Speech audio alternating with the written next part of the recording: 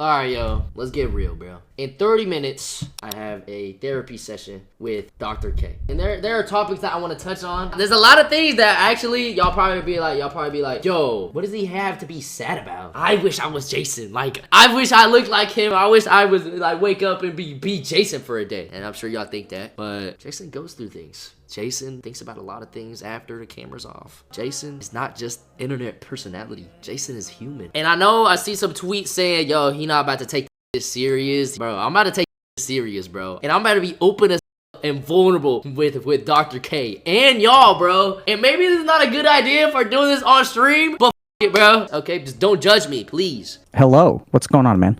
We're just chilling. I'm live as well. Nice to meet you officially. Likewise. So my name is Olo. My first credential is that I'm a degenerate gamer. I started playing video. I got bullied a lot in school. Played a lot of video games. Unsuccessfully tried to date a lot of girls between the ages of 18 and 19. Went to the University of Texas at Austin. Joined a fraternity. Partied a lot. Failed out of college. And then at the age of 21, I went to India to find myself. And then I found myself, decided to become a monk, tried to do that for about 7 years, met my wife, decided the celibacy thing wasn't going to work out. She wanted to be married to a doctor, so I went to med school, became a psychiatrist, trained at Harvard, was for a few years. And then at some point I was like, there's a ton of people who I can help who would pay me a lot of money, but my people are on Twitch and on the internet and there's no one helping them. Kind of left my job there, started streaming.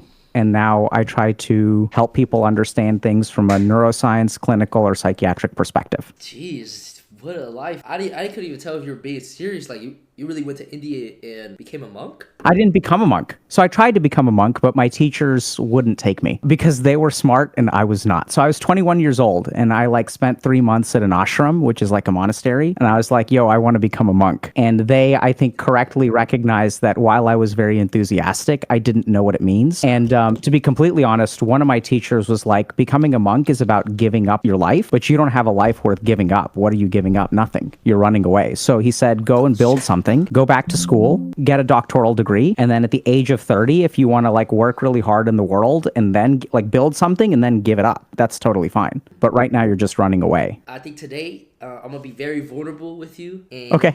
I want to say that when I'm talking, I might have a smile on my face, but that's just how I cope with being vulnerable. Because I'm not very vulnerable. I don't really have someone or really am good at sharing emotions. Okay, that sounds isolating.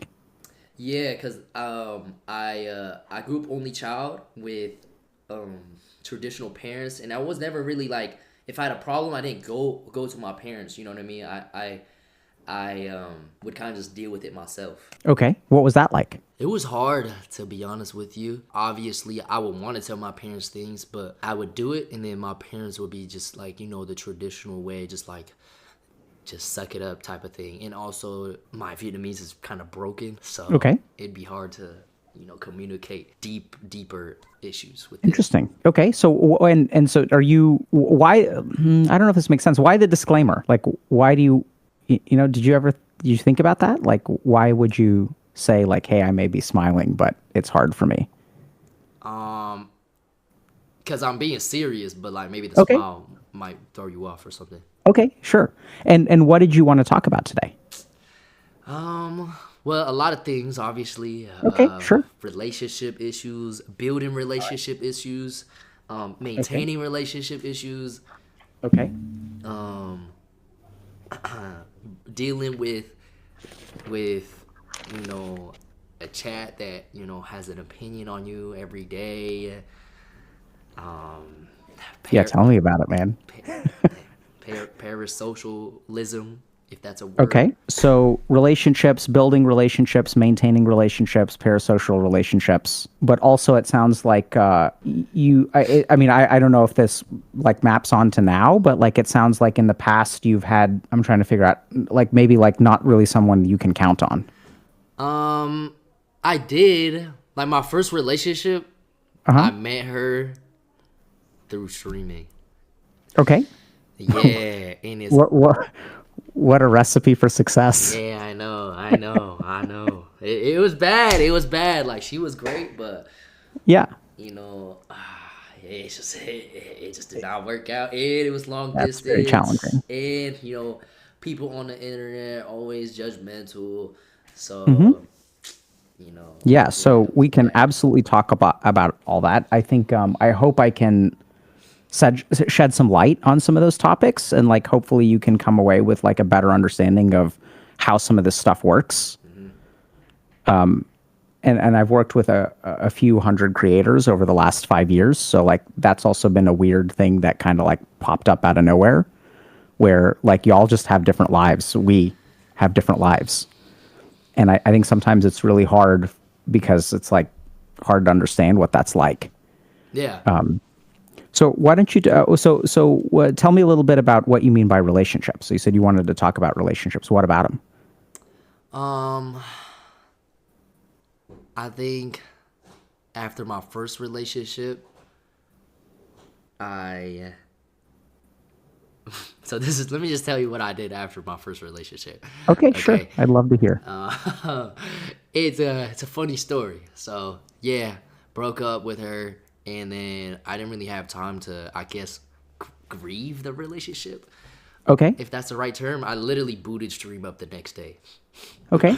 and obviously when you boot Stream, you gotta put on a smile, this that, and I think my main form of content before like now it's different. I've trying to strayed away of the girl content, but my main like thing was like talking to girl, like just being funny, just talking to girls and stuff. So it's like hard because I was like, damn, I just broke up with my girl, but my main source of content at the time was talking to girl.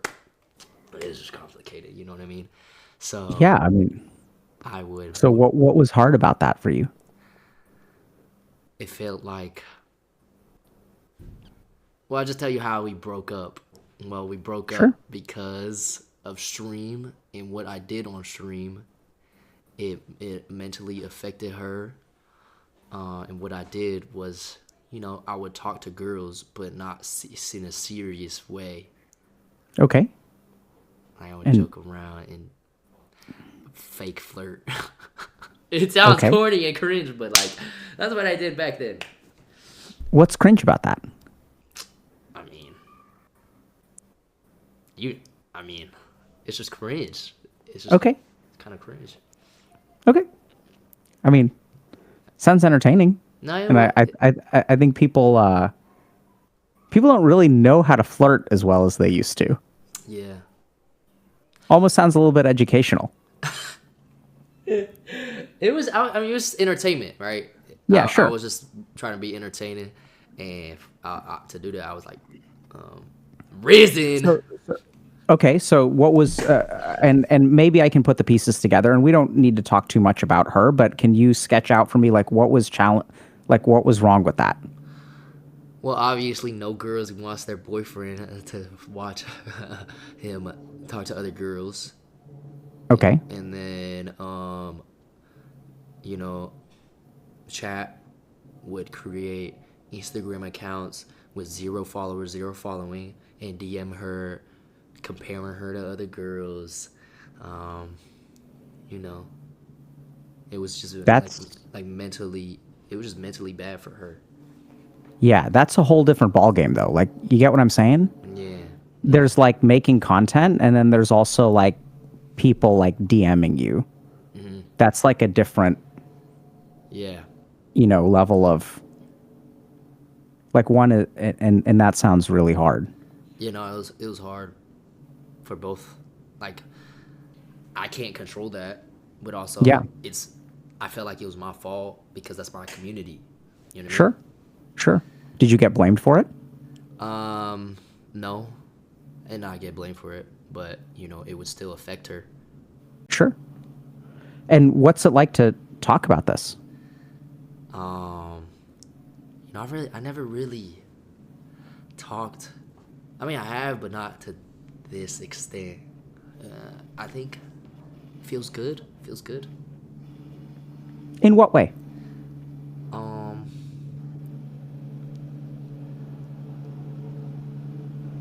I'm never really the person to talk about my problems to people. I'm more of the person that like to just like get over things. That's just how I was raised. So I guess it feels good to just be open. Yeah, and it sounds like you kind of got over it, right? You sort of did that, like you just streamed the next day. Yeah, yeah.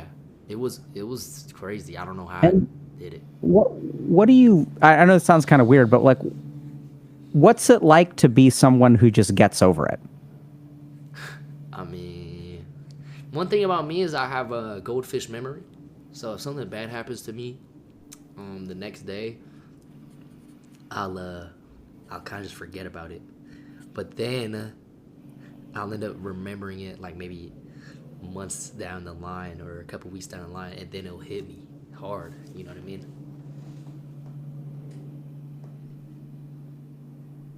What's that like? Um, it's sad. It was sad. Like for example, I would boot up stream after the breakup, and then like a month down the line, it hit me like damn. I miss her. Like I'm saying it with a smile on my face, but like that's the truth. Yeah, But yeah. I can't. That's just like I feel like that's normal though. You know, I seen like TikToks, right? Of like, oh, guys will get over a girl in a day, but then a month down the line be like, damn, I miss her. Yeah, so and you know that sounds first of all super normal, and secondly, I think it's like kind of weird, right? Because on the one hand, we sort of want to get the grieving out of the way, Yeah. but on the other hand, like when you boot up Stream, you're sort of like, you know, you can use Stream as a way to forget too, Yeah. I right? think So I did you do say, that. yeah, like you say, you have to put a smile on your face. So the other way to think about it is like, it's a way to like make sure you put a smile on your face, you know? Yeah. It's a way to forget. And then I think it's kind of challenging because like it feels kind of like, you know, like kind of like pop-ups and RNG where like one day you're like waking up, right? It's some random Tuesday, like a month later, and you're like, oh wow, like I didn't know I had all these feelings, and they kind of like come out of nowhere and they kind of like catch you by surprise. Yeah. And the 1 month I didn't really think about this until like a month after. It's kind of messed up, but I really did prioritize streaming over someone that I loved. And low key, that's kind of depressing. What's messed up and depressing about that? Well, I chose work and streaming over someone that I loved, which is like, I feel like it's bad morally, maybe, if that's the right word. Okay. Do you wish that were different? I don't. No, no, Ah, see, now we're getting somewhere. no. But it's like still in the back of my mind, like, am I a person for that? Hold on. So I don't think so, Jason. But this is where like I don't know if this makes sense, but like, you know, I asked you that was it okay that I asked you that question? Yeah. Okay. Right? So like what's your understanding of why I asked? Cuz here you are saying, "Oh, it's like it's up because I'm choosing streaming over like someone that I love." And then I don't say like, "Yeah, man, that's up." Or I don't say like, "No, man, like live your perfect life, bro. Like you got to only look out for you." Right? Like, you know, like your career, like, you know, you don't know, like, and instead I asked like, do you want that to change? Damn. Right? Because we could have gone either way. So Yeah. what's your understanding of, and I know it's kind of weird that I'm asking you that, but like, what do you think? It's kind of weird, right? Yeah. It is kind of weird. I think that's. I don't know. That it just. I guess that thought of me like choosing streaming over someone that I love. I don't know if I made the right choice. I feel like I did, but I don't know, and I guess I'll never know. Sure. No, yeah. So I think that's kind of weird. So I think there are a couple of things that like I'm just going to go ahead and lay out for a second. So the first is that, how old are you, Jason? 20. Okay. Yeah, so like I'm young, so like even my dad was like, "Yo, you don't need to focus on a girl right now. Like, you got your whole life to meet new people." And what was it like to hear your dad say that? That kind of like pushed me to start the process of breaking up. But now it's like I don't feel like I can create a new real relationship because I feel like I had a good year of content and I like blew up. So now it's like, will I find that relationship again? Ooh. You know what I mean? Now this is getting scary, Jason. Yeah. Right? Because it's like, okay, so you made that choice. It wasn't the wrong choice, but do you have to pay the price of that choice? Damn. Like now that, like, because now, it's like the cost of your relationship before, you weren't as big as you were now. Mm-hmm. So now the career, like, it's like worth more. Does that make sense? Yeah. So now, like, sacrificing, it's funny. It's kind of like when I tried to become a monk. And like, it ain't worth giving up, bro. Damn. Go and build something. And then it becomes a challenge. And so now, what I'm actually getting from you is like fear, dude. That like, if what happens if you fall in love now? Because now it's like giving up your career, making sacrifices for your career is it's such a bigger sacrifice.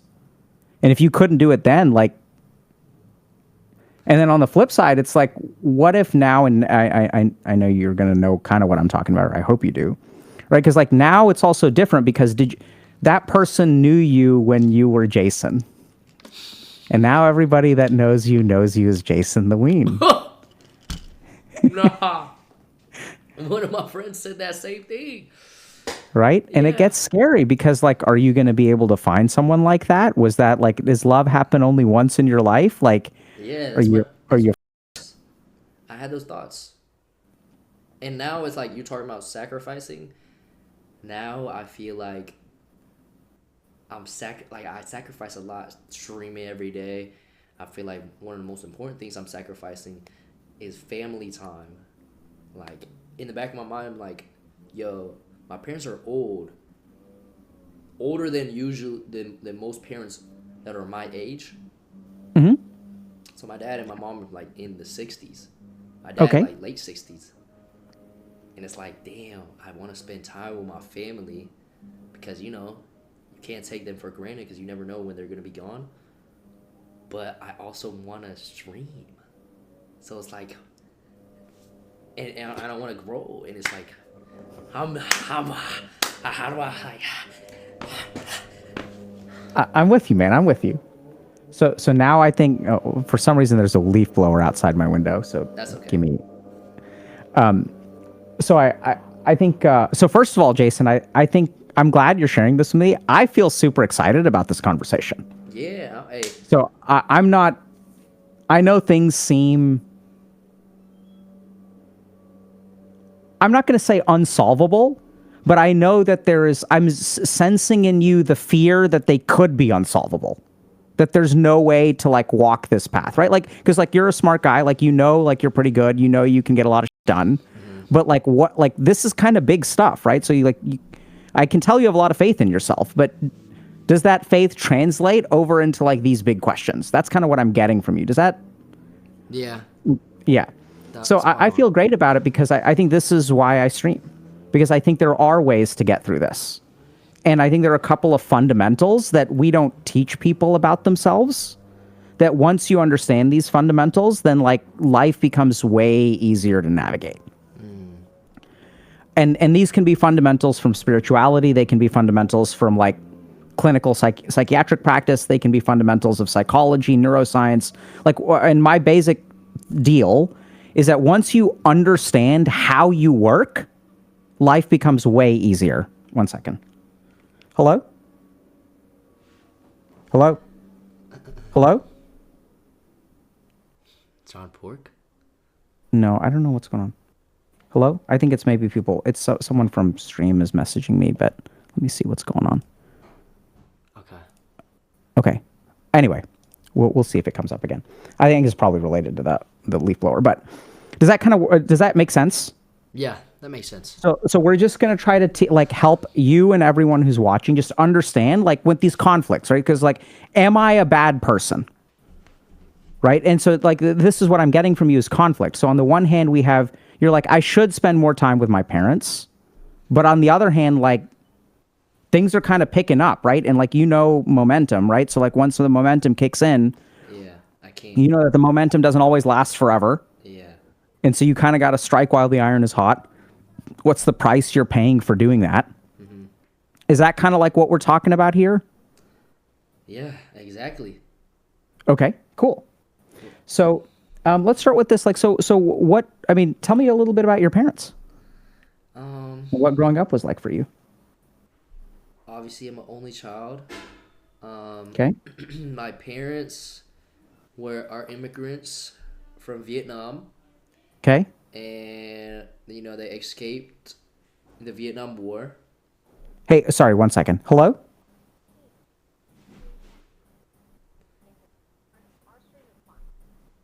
Oh, his stream can't hear him? Okay. Hey. He's what? Okay. I got a message that people on my stream it's fine, but on your stream people are having trouble hearing you. Hearing me? Yes. Wait, Chad, am I good?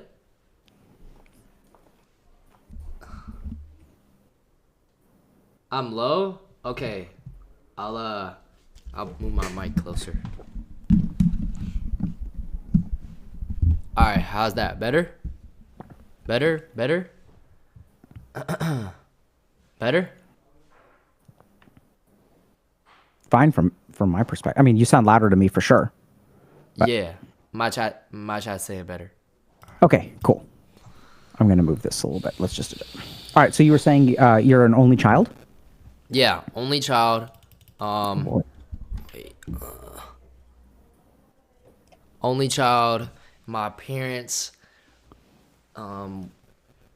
escaped the Vietnam War, went to America, started a life here. My dad sacrificed a lot. My mom sacrificed a lot. Cause I think my dad was always telling me that if he stayed in Vietnam, he could have been like super rich because he had like businesses out there. But he moved there because, he wanted to start a family with my mom and with me. So he kind of put everything onto me. And sometimes I would feel like I need to be successful due to, all my parents' sacrifices. And, Okay. And obviously, Asian parents wanted me to become somewhere in the health field or engineer. So I would be good at school. Really? Yeah, surprisingly. Okay. Not that surprising. Okay. Yeah. Okay. I would make A's. I played instruments. Which ones? I played violin in middle school, and then I Piano? actually no piano. It's But either violin or piano, one of the two. Yeah. I played violin for like a couple years, and then I tried trombone for a year. Oh, wow. Okay. I played trombone, but Cool. yeah. So I was good in school, played instruments. Then high school came, I was doing good as well. And then COVID happened. I think that's when I just fell off in school. Like I just got demotivated, and I started doing TikToks, and that was like the start of everything. Was me making dumb TikToks, getting the dopamine rush of views in my head, and was like, yo, I gotta keep going. What was it like to make TikToks? I had a phase of making cringe TikToks, just to entertain people, and Sure. to me, it was like, yo, cringe equals views. So I made TikToks. I got some accounts to, like, I got an account to like 1 million followers. Then I was like, yo, COVID's still happening, so let me start streaming. Start a stream. and the rest is kind of history. But obviously at the start, my parents were like very go to school, focus on school, prioritize school. How do they feel about it now? Oh, now they're a lot more, way more chill because, I did come back after my subathon. I did a subathon with FaZe, and I bought three of my family members, my mom, my dad, my aunt, some cars. So How do you feel about that? amazing. That's an amazing feeling. I'm gonna be honest. Like one of the best feelings of my life. Okay. I'm wondering if you have any other feelings about that.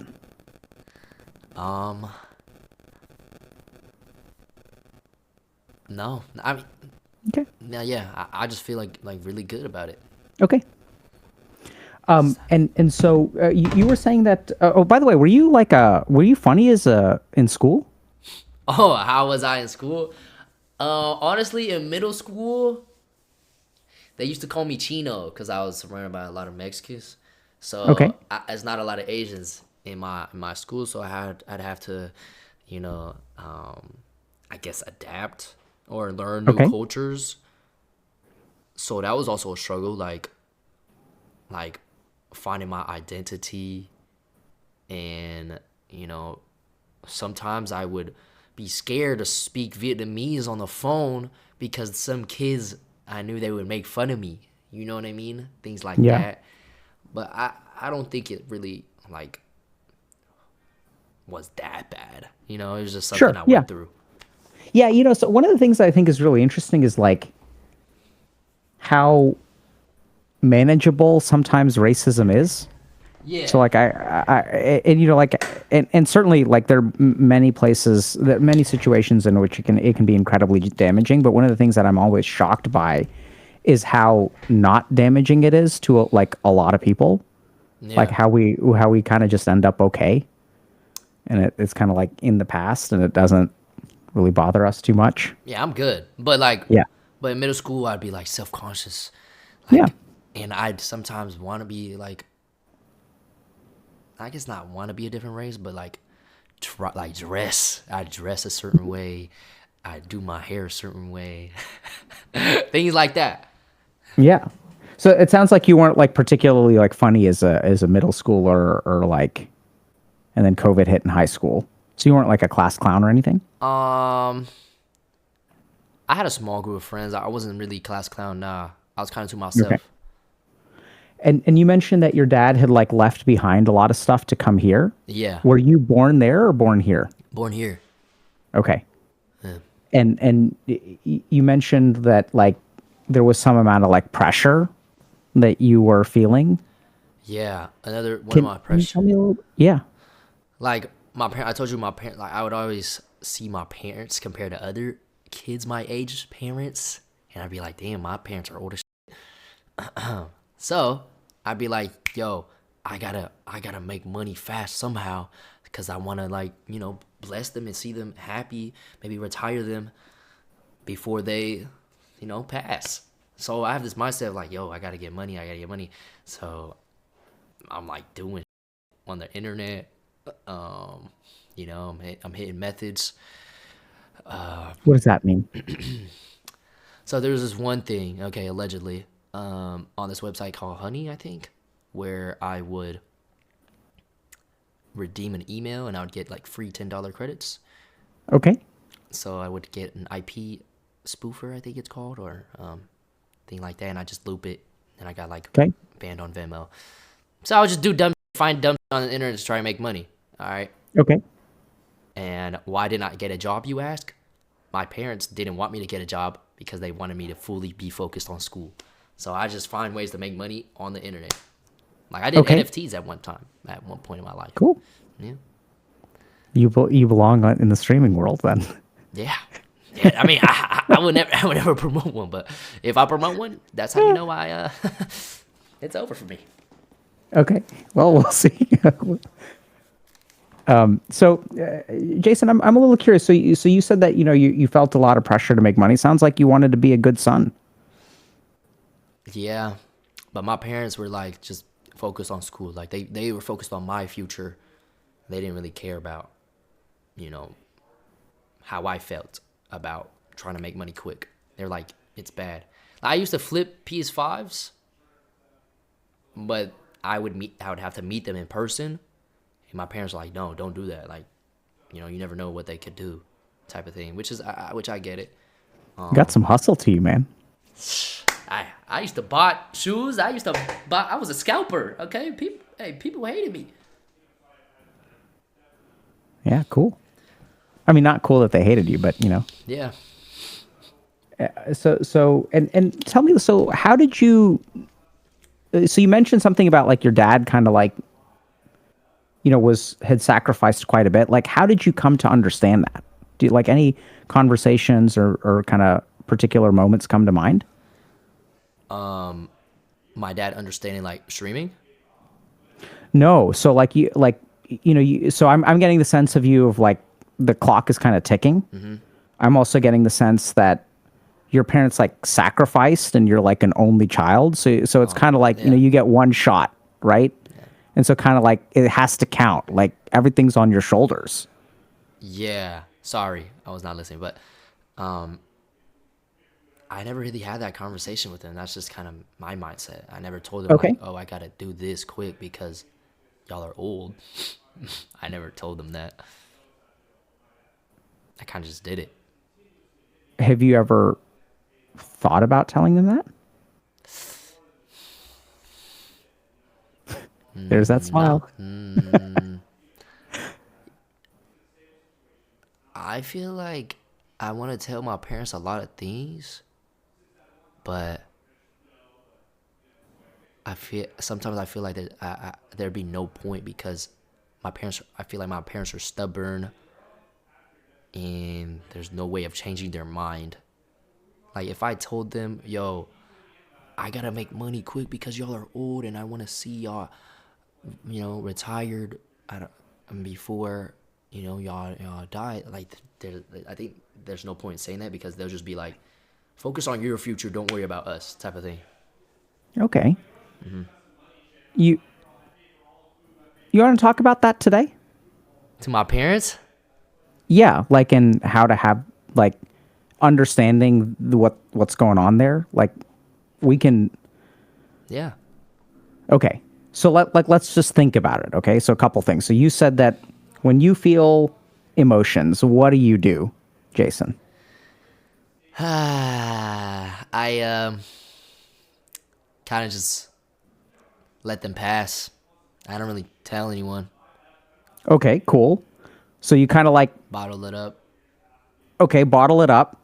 But that's like how I was raised. Great. So you're doing my work for me. So you bottle them up, right? You go back to streaming. You smile like the first thing, like you showed up. And before, hi, my name is Jason. By the way, I'm going to smile when we talk about serious shit, just FYI. Right? So you know this about yourself. Yeah, I do. And then you say you learned it from your parents. Yeah. So let's think about that for a second. And I know it's bad. What's bad? Like, I know I should be more open to talking about my problems to people because, like, people say, oh, bottling your emotions is bad. Like, things like that. Bruh. Oh. Bottling your emotions is bad. Let's just understand this, okay, buddy? Okay. Bottling your emotions is bad for other people. They're not you. They don't have your parents. Like, you're right. The fuck? That's true. Like, bottling your emotions is the way you get through the day. It's the way that you're, like, you know, it's kind of like, you know what I mean? Yeah, I know what you mean. It's different. So it is bad, but also let's like acknowledge for a moment that more than 50% of the population on the planet today bottles their emotions. Right? So like you're not unique. You're Vietnamese. And I'm Indian. Hey. And there are people who are like in Iran and Zimbabwe and Argentina. Like most of the world bottles their emotions. That's true. Like Europe and North America are generally speaking like the two exceptions. Yeah. So like I want you to notice something about your mindset a little bit. So I want you to catch your thoughts. So I want you to notice that a lot of times the things that you do, you judge them. Do you see that? Can you use like an example? Yeah. So I shouldn't bottle my emotions. I shouldn't choose career over love. I shouldn't choose career over my parents who are frail and old, and I should spend time with them before it's too late. Right? You make lots of choices, and then you have this like part of you that's like, this is bad. Yeah. And then we ask you, like, would you change that? And you're like, no, but I should be someone who would change that. Damn. Right? Yeah. Okay, so let's just pay attention to that. We'll get through it all, buddy. Shit. You okay? Yeah, I'm good. I'm good. Okay. All right. What's it like to hear that? Like when I say things like, is that okay or not okay, or like too much, too little? Like, No, that's perfect. Like you're Okay. really helping me. You're making me realize like you're just analyzing how I think. And I think right? So let's just let's yeah, right. That's what we're gonna. Yeah, hearing that makes me like, damn, like this feels like relieved. I don't know.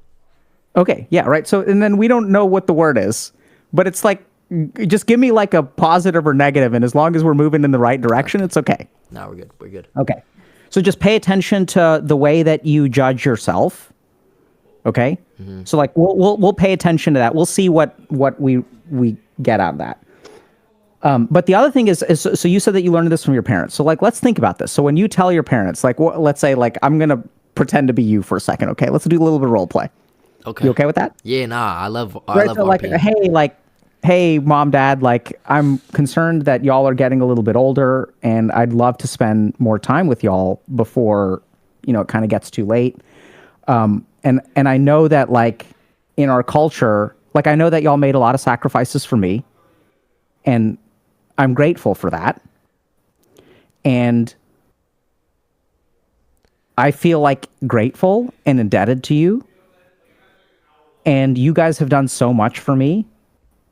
And like I want to give that back. And I'm afraid that I'm running out of time to be able to give that back. And so I feel like this immense pressure to be like really successful like today, because I don't have a whole lot of time to tell you how grateful I am, to show you how grateful I am.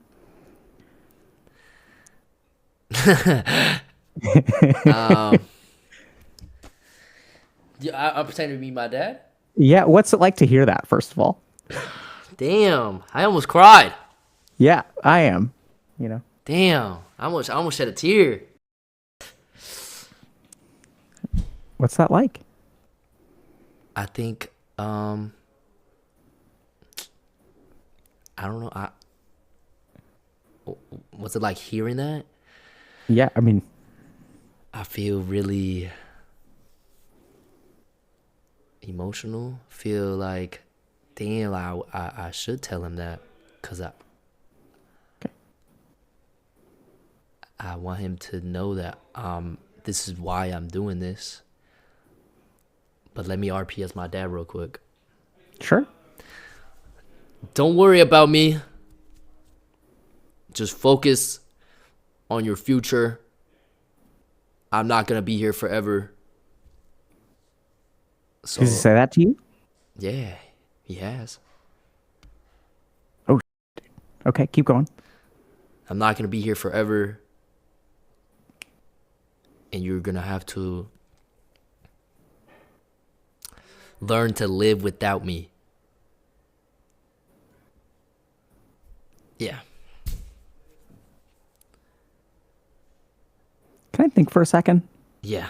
How do you think your dad feels about having you so when he is so old?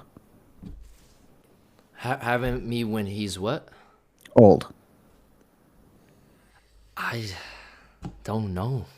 I don't know. Because he's never really talked to me about how he had me when he was old. I never really brought it up to him. Okay. How's his health? He's good. He's healthy. I think he has like high blood pressure, but he has like medicine. Okay. But like, okay, But cool. Okay. he's So he's he's like pretty generally healthy. like, okay, like he's like He's normal healthy. for He's like a healthy dude in for his 60s. yeah, Yeah. Yeah. yeah. Okay. I gotta think for a second, man. Okay. Because there's a lot in that RP, bro. So like, like I don't know how to say this, so I'm just gonna say it. So like, I've got a couple of kids, right? Do you remember how old you were when your dad first mentioned like, you got to learn how to live without me, bro? Is that like more recent, or was that like a while ago? Like when I was 18. Okay, that's when it started. Yeah. So not when you were like a kid.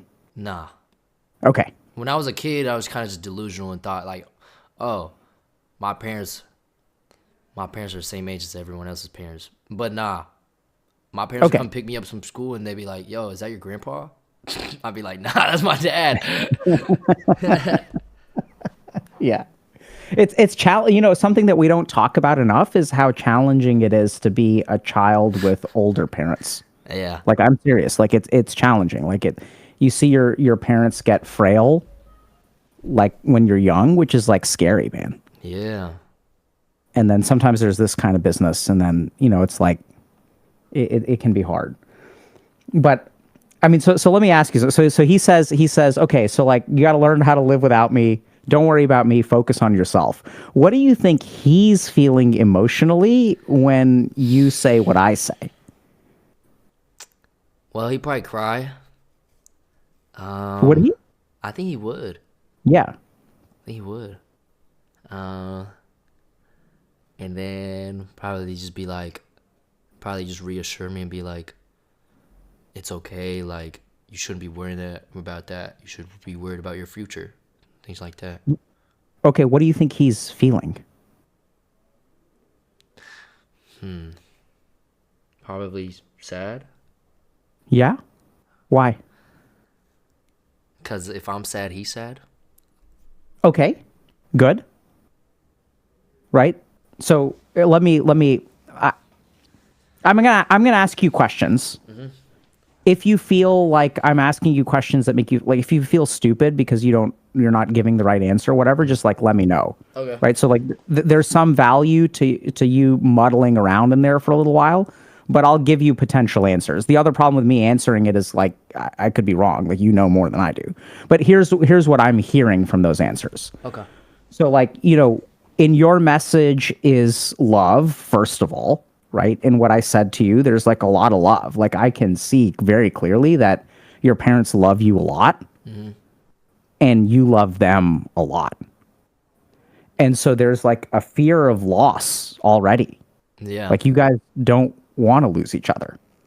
Yeah. And so your dad is like terrified of your grief. So what he's doing is like trying to get you to not think about him. Because if he can just teach you to focus on yourself and not worry about him, then when he's gone, you're going to be fine. But if you're thinking about him, then it's going to be a mess when he leaves, which he knows he's like in his 60s too. Yeah. So it's really hard for him to tolerate. Like you're like, hey, Dad, I love you, bro. But you say it in a lot of different words, right? Because if you say I love you, bro, he's like, I love you too, son. And like as dad and father and son, like that's the end of it, right? We don't actually talk about what our actual feelings are. Yeah. And then there's all kinds of like weird stuff that comes up. So he's like, your dad isn't hard to convince, by the way. Like that's what we're going to get there. So it's just, he has a lot of difficulty. He does the same thing you do, which is that when a lot of negative emotions come up, he just does whatever he can to like push them away. Mm-hmm. Right? So he's like, don't think about me. Stop thinking about me because that creates emotions for you. And then it creates emotions for me. And even though they're like good emotions, like it feels good, right? Like there's like serious like connection and like humanity and like all this other stuff. But it's hard for him to hear his son say that. It's hard for him to hear his son see his mortality. Maybe he's struggling with his own mortality, right? So there's all kind of that crap going on. But when he's hard to convince, I want you to understand something. That's just his attempt at like pushing those emotions away. You know it's true, and he knows it's true. That's why he's hard to convince. Yeah. Does that make sense? Yeah, that makes sense. Okay, so like, and then there's a way to tell him that, and then like he's gonna tell you like don't focus on yourself, and that's where there's like something cool that you can say, right? So this is kind of weird. I don't know if this is gonna work, but you can say like I am, and like this conversation is like focusing on me too, because like I need to tell you this, right? Like I want to see you happy, like that's important to me. Like I want to like repay that. Yeah. And then he's going to be in trouble because he can't use that line against you anymore. Does that make sense? Yeah, that makes sense. You're kind of like outmaneuvering him conversationally. That's a good move. It's a good move. Yeah. It's a good move. What do you think about that? I think that's something I gotta do. Something I gotta talk to him about. For sure. Help me understand why you have to talk to him about that. Because that's something important. It's important because, it's always been lingering in my mind about how, like, I gotta be successful quick so that he can live a happier life. And I've never told him that. I've always had this mindset since I was pretty young. So how much of a burden is it to be successful quick? I don't think it's a burden. I think what I'm doing right now, I'm pretty happy. Mm-hmm. I think, sure, if there are bad days, I feel like, damn, I gotta do something different. But I think that creates a good mindset for me. Like, I Sure. always gotta be doing something or else I fail. Yeah. Okay. So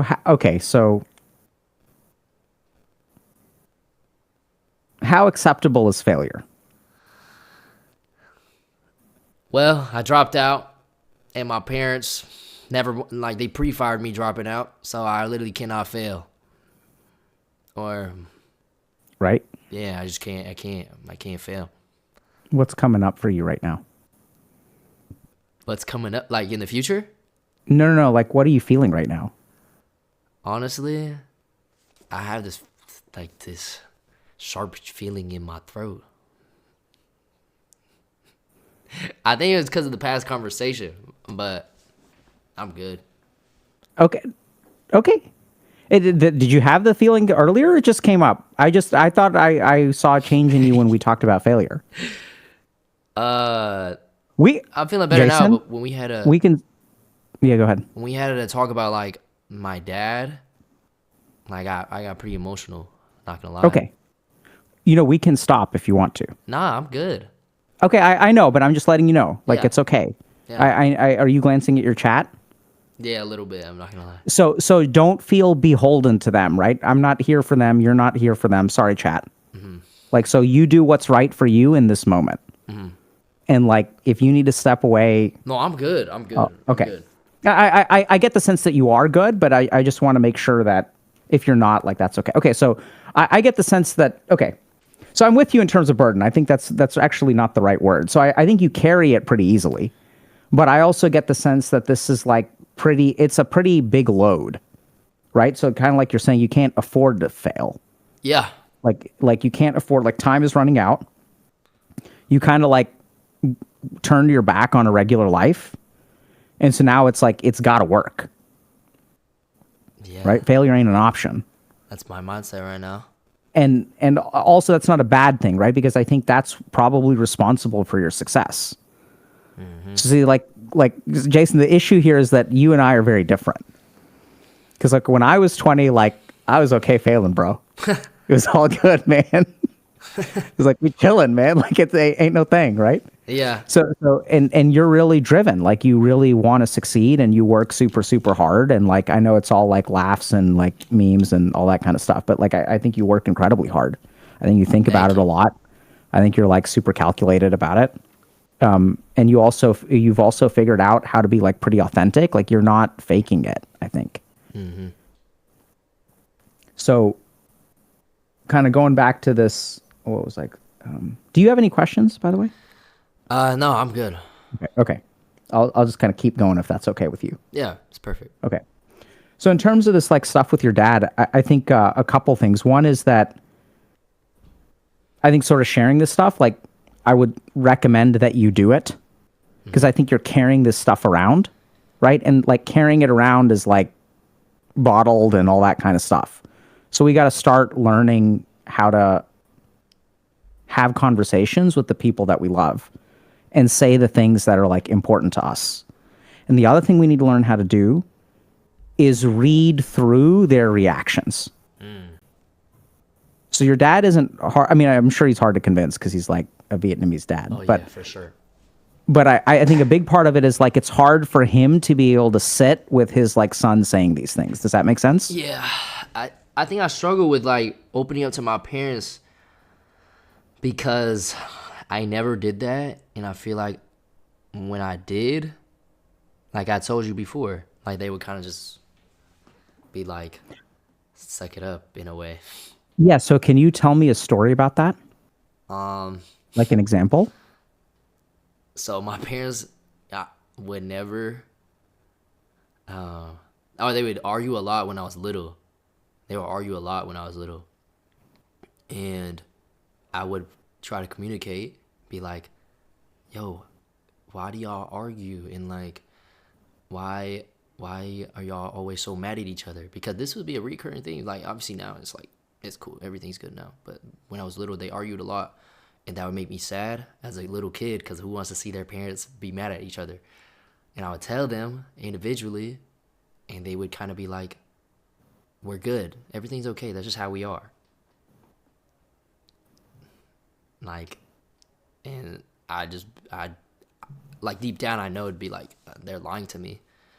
So I kind of just soak everything up and just move on. Like, I think to myself, eventually it'll go away. And it did, but yeah, man, that's how I... Don't stop there. But what? It did go away, but... No, there's no but. There's no but. What didn't go away, Jason? When they stopped arguing, what didn't go away?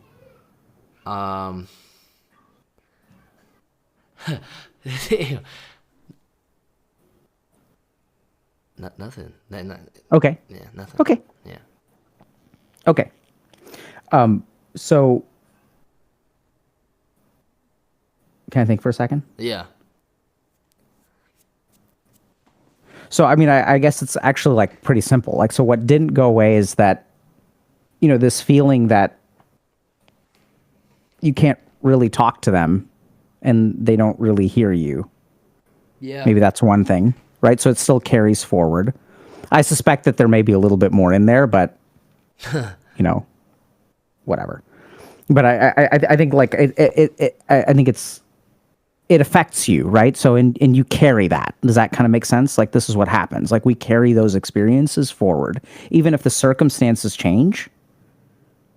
Those like emotions and those like learnings and even like that amount of like distrust, right? So like when you tell your dad like, hey, I'm worried that you guys are, you know, I'm going to lose you, and your dad is like, no, we'll be fine, like you're like, no, you get me? Like that distrust, like so it's scary, right? Because you can't trust them to tell you what they are really experiencing. Mm-hmm. And I found out recently that they hide a lot of things from me, like family drama. Okay. How do you feel about that? I understand it. They just don't want me to be stressed. Sure.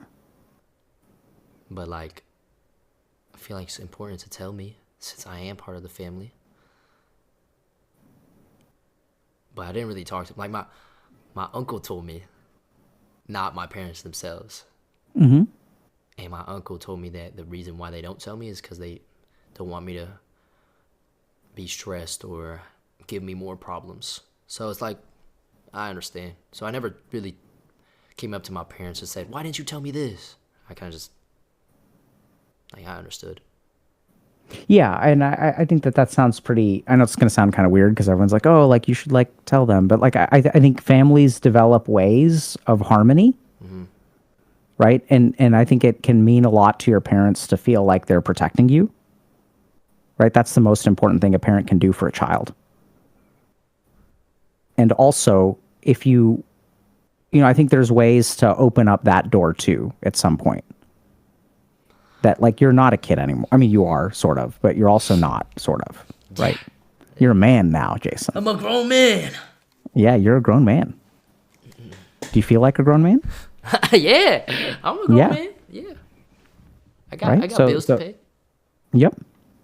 Right. So and that's like, and I think at some point, it's probably gonna be necessary to like show your parents that, and buying them a car is a great start. But I think that there's also like I'm getting the sense, I think the reason you brought it up, what I'm interpreting is that like these are all things that you need to do to progress. Yeah. So one other thing that I kind of want to mention to you, this is sort of like a teaching principle. So you know how like you want to do all this stuff for them, and it's like a weight that you carry around, but you're a beast, so you can carry it, so it's not actually a burden. Yeah. You know what I mean? Yeah. Right? Is that fair? Yeah. Yeah, you got this, right? I'm good. So something really cool.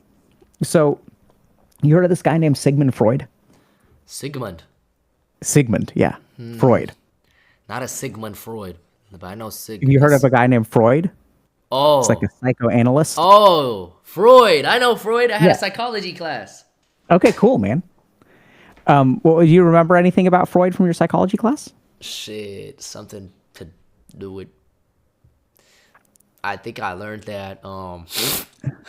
I learned that sometimes people like to date people who are like their mothers. Nice, dude. That's what he tends to be known for, the Oedipal complex. Ah, Right? yes. Which is like, yeah, like the dudes date women who are like their mothers. Yeah. So Freud actually made, like, the really sad thing about Freud is that he's most well known for the things, I think, some of his like worst ideas. And the stuff that he really discovered that was really, really solid has become so common that we don't even credit him with it. It becomes common sense. Yeah. Like, you know, you have an unconscious mind, right? Freud was the one who basically discovered that, but we don't credit him with that. We credit him with the Oedipal complex. So there's one thing that Freud learned, which really like blew my mind, which is that language is a substitute for action. Okay? So language is a substitute for action. So this is kind of a really weird principle because people think like, you know, talking and doing are like two very different things. But if you really stop and think about it, there are people who are big talkers. Are they big doers? Nah. And then there are people who all are big bite. doers. Are they big talkers? No. It's really interesting, right? There's people who do shit and people who talk about doing shit. There's people who start companies and people who are like, I'm going to be an entrepreneur, son. I'm going to have a high side hustle and stuff like that, right? You weren't, when you were flipping PS5s and making bum email accounts on Honey or whatever you weren't like talking about it, right? You were like making that cheddar, man. And I think streamers are kind of weird because we have a very public thing, but I think a lot of people don't see the grind behind the scenes that we never talk about.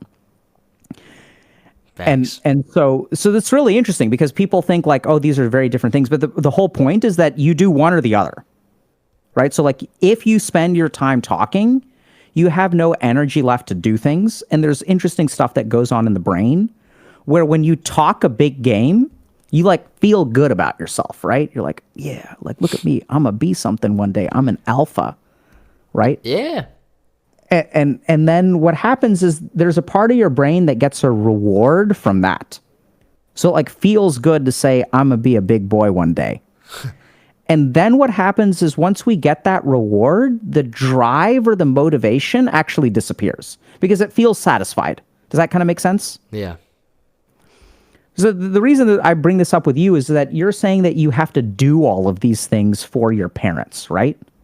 So one of the weird things that I learned as a psychiatrist is that like oftentimes telling people about what we want to do for them is like enough.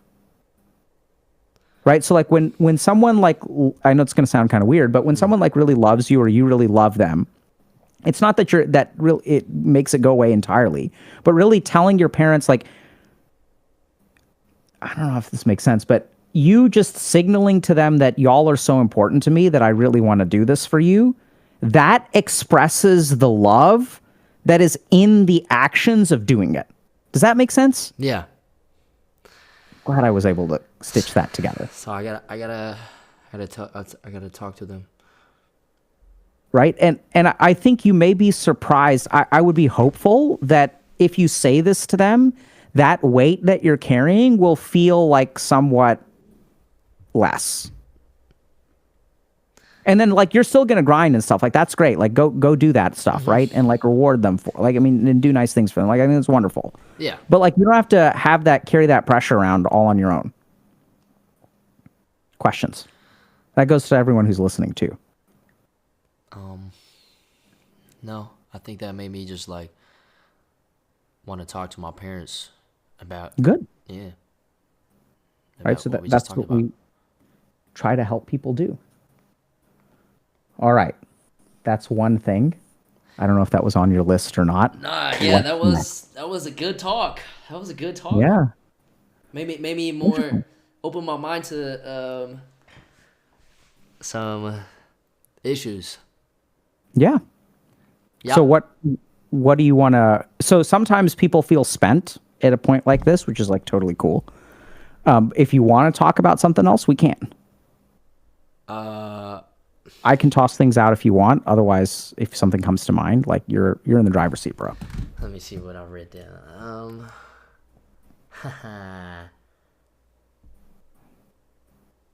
Oh, one thing I do and I don't like doing. Okay. I struggle with maintaining relationships. Okay. I was about to say great, like not great that you struggle, but it's a beautiful topic. So what do you mean by maintain relationships? I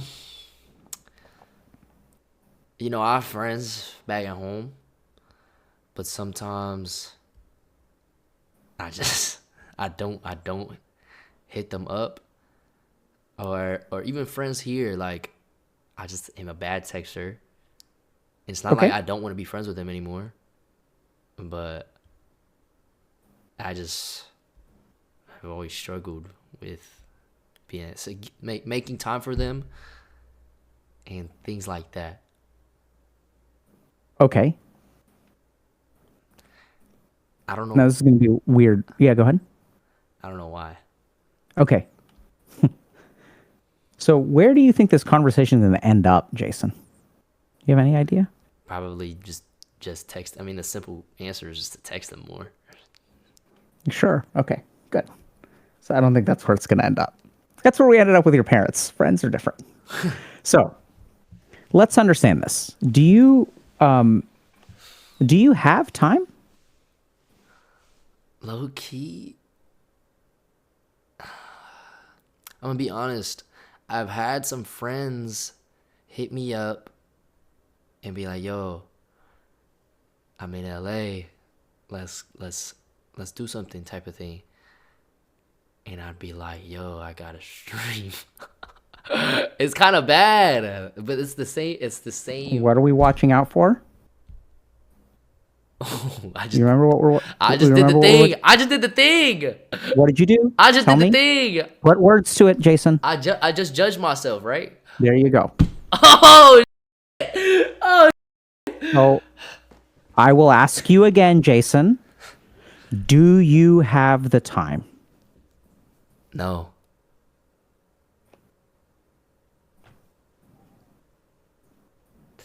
So, like, I know this is weird. Something you got to understand, Jason. You're not a regular 20-year-old man. Yeah. How many hours a week do you work? I have no idea. Ballpark it. You got an A in math. Come on, man. Shit. I don't know. Work. Nah. I don't. So look, I stream at least 6 hours a day Okay. for a week. Weekends too? Yeah, for the most part. I take days off, but for the most part, I try to stream 6 to 7 days. So let's just say Okay. How many hours do you spend thinking about streaming?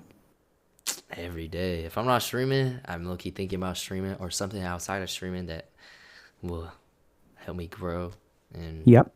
things Do you like look that. at your analytics? Um, honestly, I stopped doing that Okay. because I know that's bad for my mental.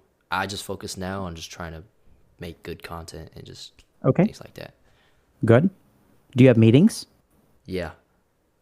How many meetings do you have? How many hours are you in meetings a week? Um, not as much as probably like a week, maybe 5 hours. Like nothing crazy. 5 hours. That seems low to you? I don't. Yeah. I mean, like, yeah. I think that's low. Yeah, right. Seems low. Yeah. Yeah. So like your friends are like what, sophomores in college? Yeah. Sophomores. Wait, no, Yeah. juniors. Juniors. Okay. How many hours of meetings do they have a week? I mean, some of them are in clubs. They have club meetings. But I don't know. Like, maybe same That's the time. same? Maybe same time. Maybe same. Maybe. Right? Their meeting is different from your meeting.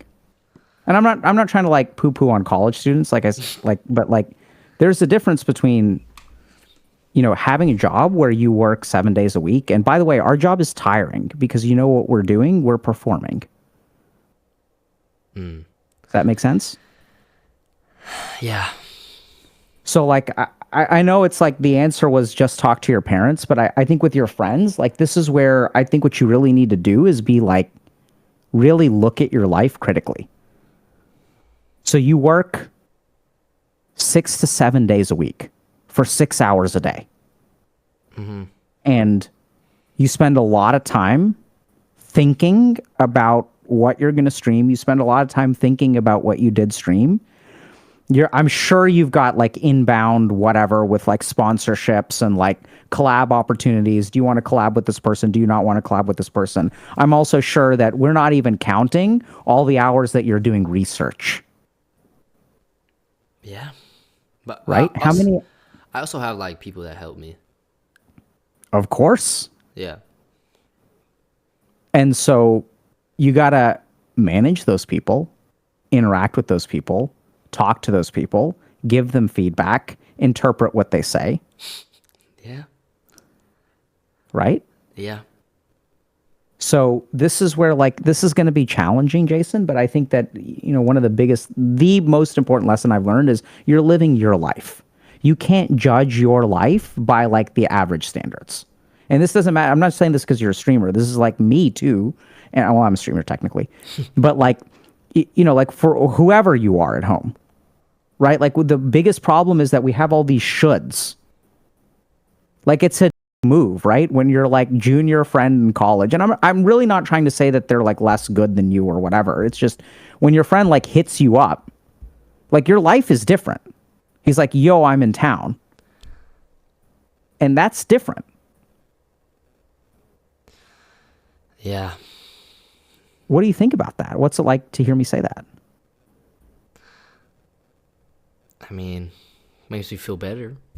You kind of just like told me that my life is different, so it's not. I can't just drop everything and go see them, type of thing. Yeah. Right. So, and the other tricky thing is that you can't say that to them, right? Because that's a thing to say. True. Right. Like, so, hey, I have a meeting for a 7-figure sponsorship. And I can't just ditch that. 7 figures. And I know that you've got your, freshman leadership organization meeting too, but those are like different things. Yeah. So you can't say that because that's like arrogant, right? But you got to like understand it yourself. And it doesn't mean that this is important. It doesn't mean that you're better than them or that they're better than you or anything. I really don't believe that. Right. So like everyone is like on their path. And I say this is, my life was, wasted my time in college. Like most college students will admit that college is basically a gigantic circle jerk. Like you learn some stuff. And like some of it's like really good and it's like developmentally appropriate and we learn how to be independent. We learn how to start like regulating our own schedule and things like that. But it's basically like a chance to grow up. It's not like the stuff that you're doing is like that important. And some people are different, but I'm not one of those people. And so this isn't, and we're going to get to how to maintain those friendships, but I think we have to like start by like a reality check. Yeah. And what your expectations are. Right? So when you say you got to work, like, tell me a little bit more. So like, how do you feel? How do they respond? Like what happens? Well, I get to invited to things. And then for the most part, I'd be like, nah, I can't. I got to do this. And then I'd stop getting those invites. And then I slowly just stop talking to them. And the relationship is kind of gone. That's kind of what I struggle with. Where's the struggle? Maintaining the relationship. Because if I get invited to things... Do you want to be invited to things? Yeah. But then it's like, I can't go. So there's no point in the invite. So like, I guess not. All right. So it's like, so I'm not trying to make light of your situation, but like, this is exactly what I mean. You did it. You did beautiful. You see what you did there? Yeah. You kind of like ran through it yourself. Like, this is good. You're like, we're learning. That's great. Right. So and I'm with you. Like, it sucks to stop being invited to stuff. Right. You used and that's what I mean. This is kind of weird, but you got to understand, like, if you want to be a part of that world, be a part of that world. And we'll get to how you can do that. But like, I just want you to understand. It's like, what are you upset about? I'm upset about not getting invited to things that I'll never go to. Yeah. Which is, it's okay to be upset. I'm not trying to make it, you know. No, I get it. But like, so now it's like, okay, so let's just get rid of all of our shoulds. And let's like start with like, what do you want? What do I want? Honestly speaking, yeah, I'm okay with not. Oh, this is so bad to say. Go ahead. I mean, or not.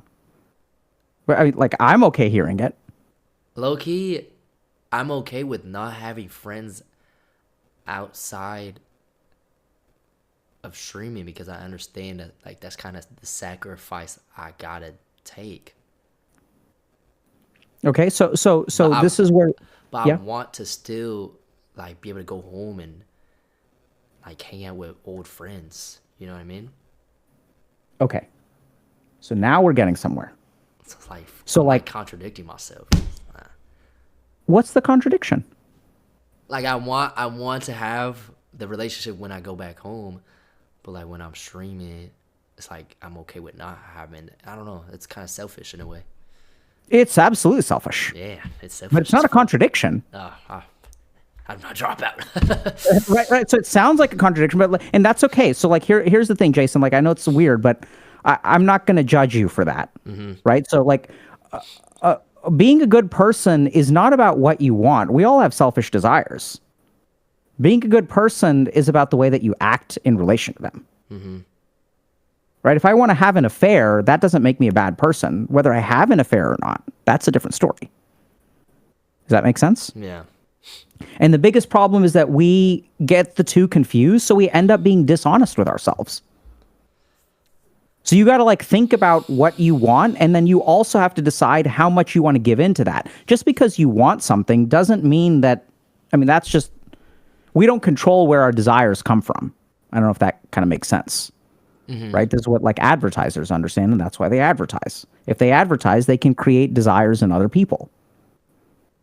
So like our desires don't make us good or bad people. And I've worked with people who have had some really arguably bad desires. And, like that doesn't make them good or bad people. What makes them good or bad people is whether they act on them. And we can't ever get to that unless we're honest with ourselves about what we want. Now, is it selfish? Absolutely. Is it contradictory? Of course not. It's like, bro, I want to have this over here. I want to have my professional life that I feel very invested in, that's really important to me. And you've got good motivations, right? You're a son of parents who sacrificed and love you, and you want to repay them. We're not getting into all the other selfish stuff, like, you get nice things too. Fair enough, right? Let's just call it what it is. But like, true. there's good stuff and it's whatever, right? We're all in this world. Everybody wants nice things. Fair enough. And then, of course, like when you go home, you want to be part of that world too. Yeah. Like, of course you do. Yeah.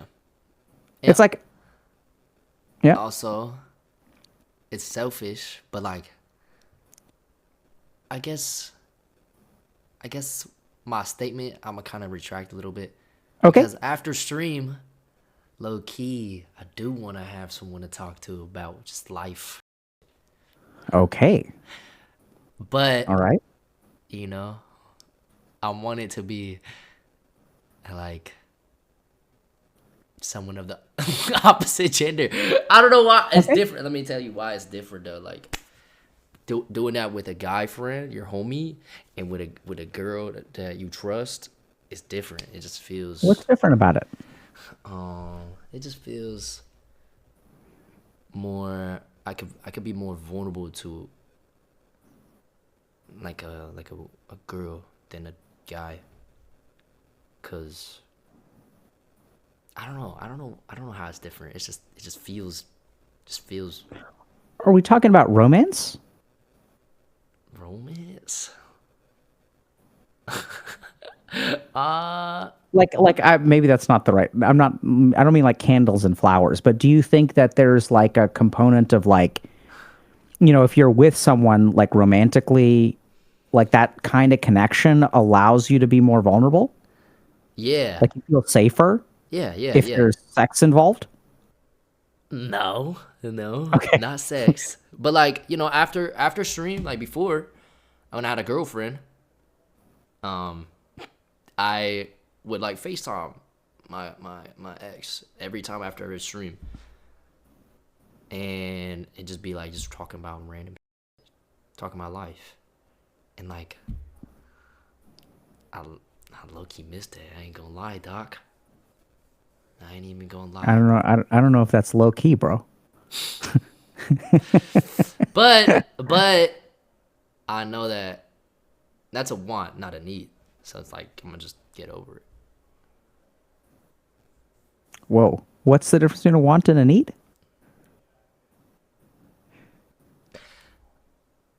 I want that, but I don't need that. Like need is like something that you need to advance what you want to do. I don't know. Wait. Okay. So there it is again. There's what you want, right? So you want something, and what do you do to the things that you want, Jason? Not all of them. What'd you do? You said, "Hey, I low key want that," and then what did you say next? I don't need it. So what are you doing to yourself there? I'm judging myself. There you go. I want that. You shouldn't want that. It's not a need. Grind, son. God You don't damn need it. that. FaceTiming with someone who you feel connected to. That's some beta level stuff, bro. Don't do that to yourself, man. Damn. I keep doing that. Yeah, you do. That's why we pointed it out. Okay. Right? So we do this all the time. Part of our method of survival and progress and growth is to take parts of ourselves and like put them in timeout. Right? Because it's so much easier. So like, let me put it to you this way, Jason. Like, it's much easier to live my life if I devalue the things that are hard for me to get. right? So like I don't know if this happened with you, but so back when I was your age, and let me know if that's like, you know, some boomer level stuff that like rubs you the wrong way. Nah. But I mean, so when I was like, can I tell you a story? I'm Yeah. gonna do a little bit of lifting here. Give you a break for a second if you're cool with it. Yeah, I'm good. Oh, count to five more for me. 1, 2, 3, 4, 5. Oh, keep going. 1, 2, 3, 4, 5, 6, 7, 8, 9, Perfect. 10. Thank you. Okay. So my friends and I used to do something really dumb in college. Like, so we'd be like going to parties and talking to girls and stuff. And like sometimes you're like crushing on someone, right? And you got to let me know if the terminology I'm using is like outdated and it doesn't make sense. Okay. And so we'd be crushing on a girl, and then you like get up the courage to ask her out. And then she says no. Okay. And then we did something really interesting. We'd be like, I wasn't that into her anyway. Yeah, that's some dude You shit. know what I mean? That's some guy shit. Right? Yeah, right? So like, if I Classic. devalue her, it doesn't hurt as much that she said no. Hey, damn. And it was I like, didn't- hey, like she was the hottest chick on the planet before she said no.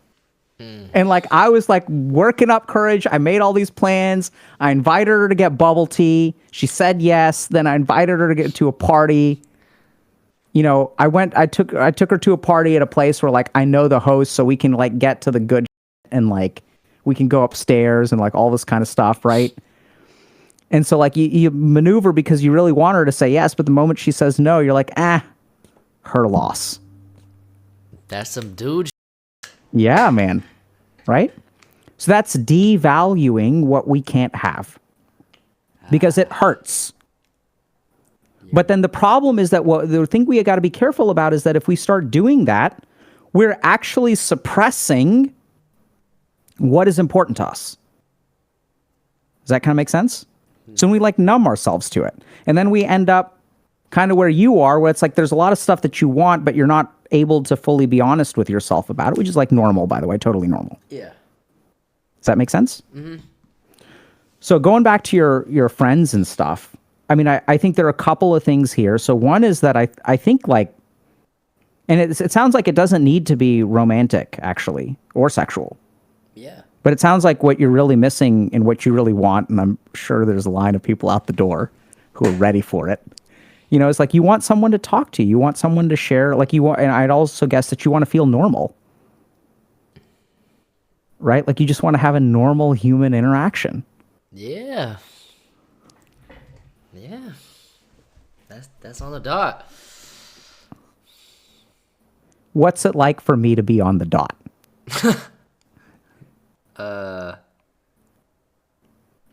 Well, you basically described how I'm feeling. I do feel like that's what I want. Yeah.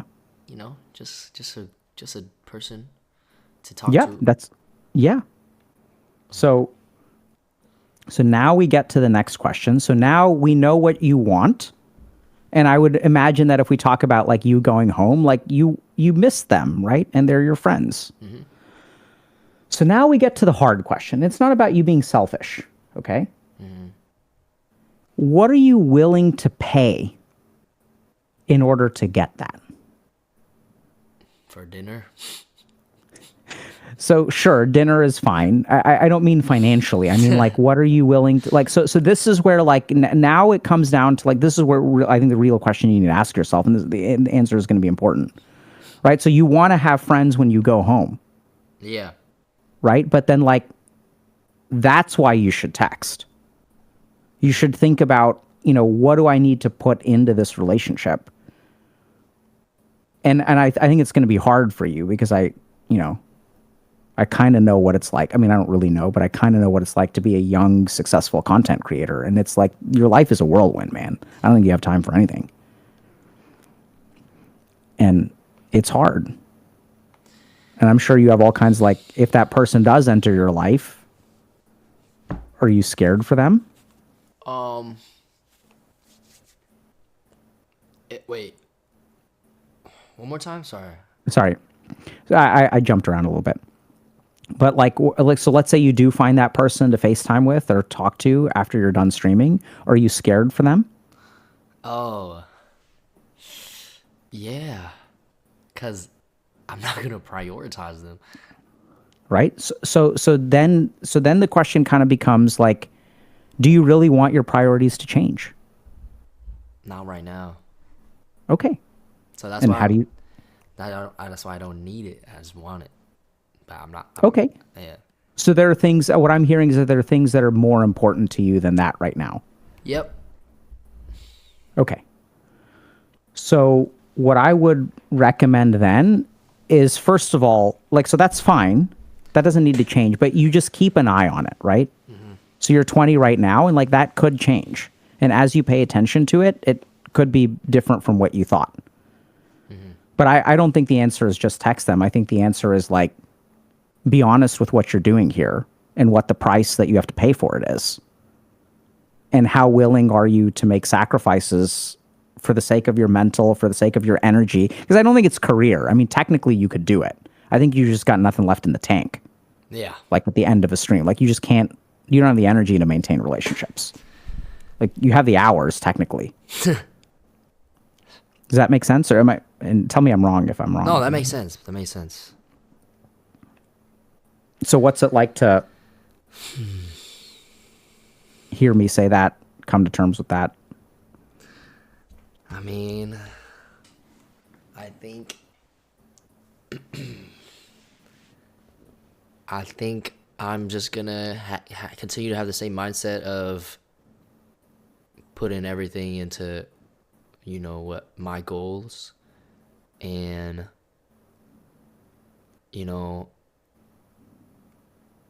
what I can do better is just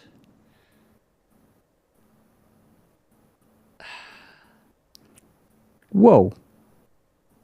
Why did you jump to what you could do better? I don't know. I don't know. That's why I stopped myself. I was like, I Yeah, don't good. know. Right? So that's the reflex. Yeah. I need to be better. It's like you don't want to, this is what you're focused on, which is okay. Yeah. One last thought. So this conversation will probably move you in the right direction, is my hope.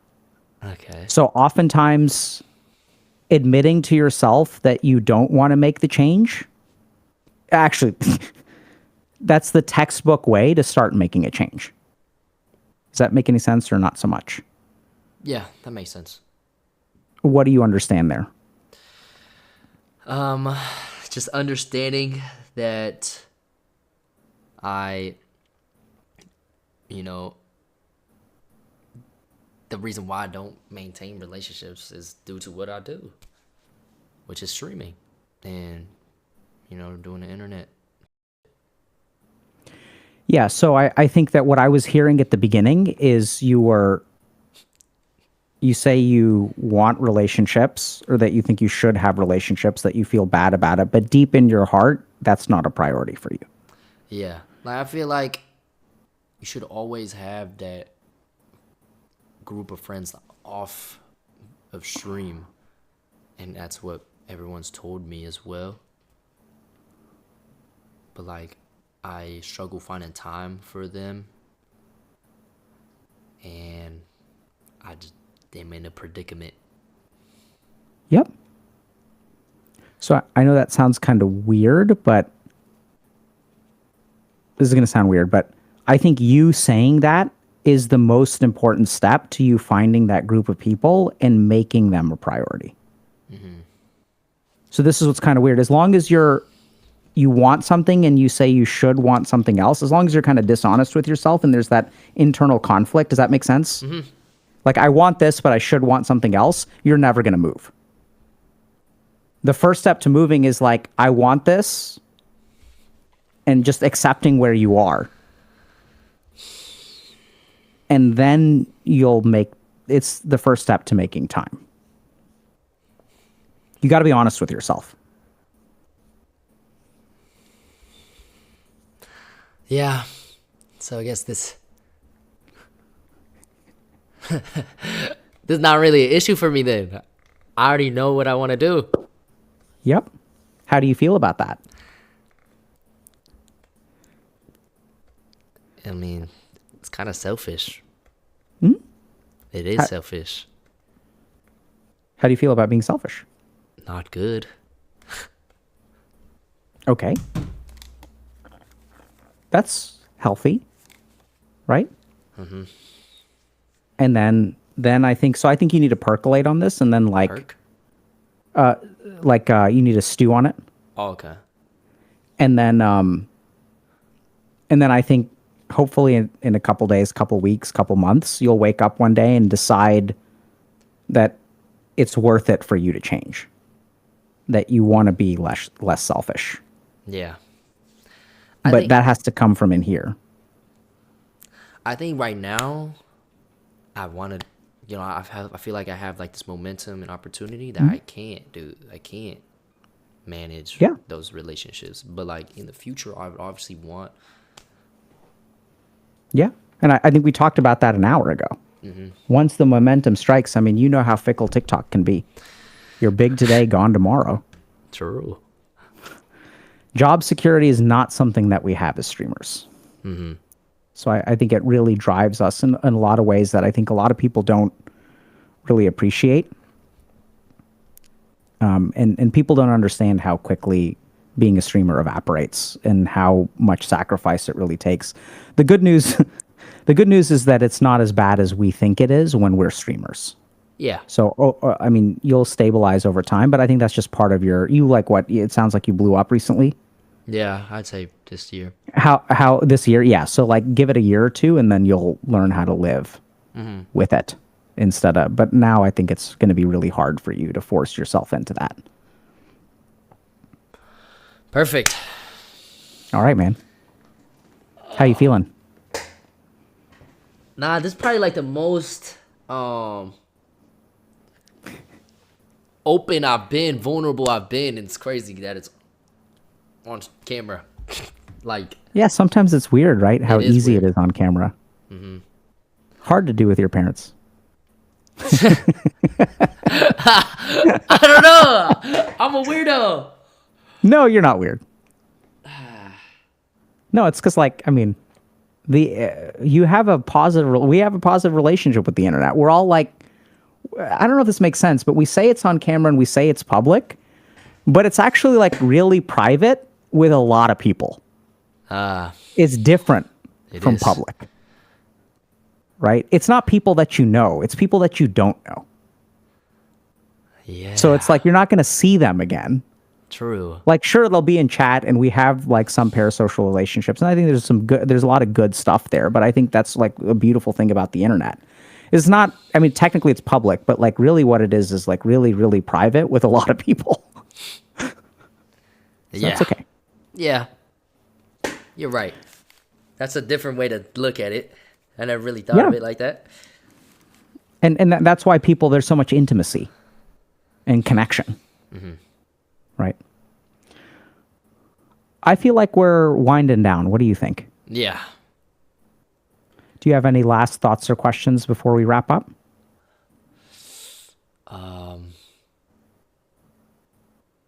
How do you think I'm handling my life? I think you're doing an excellent job. I appreciate that. I think you're a kid who's becoming a man. You're growing up incredibly fast. Yeah. I think you had to grow up incredibly fast. You've been old for a while, actually. And so a part of you grew old super fast. And so you hang on to this like childlike part of you, right? It's kind of like you split yourself up. One part grew up and one part is like frozen in time. Yeah. That's a perfect way to describe it. And so when I sit across from you, Jason, it feels like I'm sitting across from a 13-year-old. I don't mean that in a bad way.